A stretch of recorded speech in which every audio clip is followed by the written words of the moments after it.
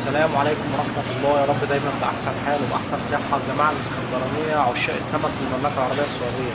المنطقة الشرقية طبعا كلها أسماك وكلها مطاعم أسماك، بتنقي اللي أنت عايزه وتعمله بقى في المحل اللي جنبيه على طول. شوي، سنجاري، قلي. تعالوا نشوف كده هنعمل تشكيلة حلوة بإذن الله.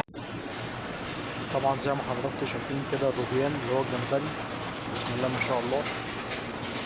السبيط طبعا كله مجمد هنا زي ما حضراتكم شايفين. كابوريا عليها عرض، كابوريا كيلو ب7 ريال.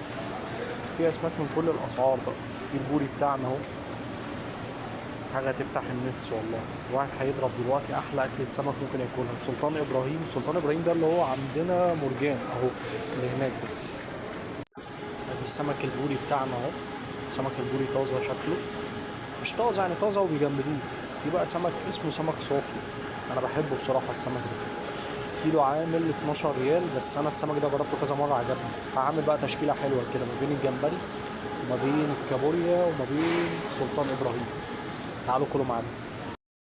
طبعا بنختار اللي احنا عايزينه دلوقتي. انا جبت كيلو دنيس ان شاء الله مع شويه جمبري كده عشان نعلي الفوسفور معانا.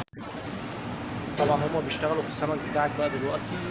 بتختار بقى حسب النوع، يعني مثلا في حاجات عملتها بالزيت والليمون، في حاجات عملتها مقلي كده، يعني بتاخد تشكيله حلوه وبتاكل احلى اكل في المنطقه العربيه السعوديه، في المملكه، في المنطقه الشرقيه ان شاء الله.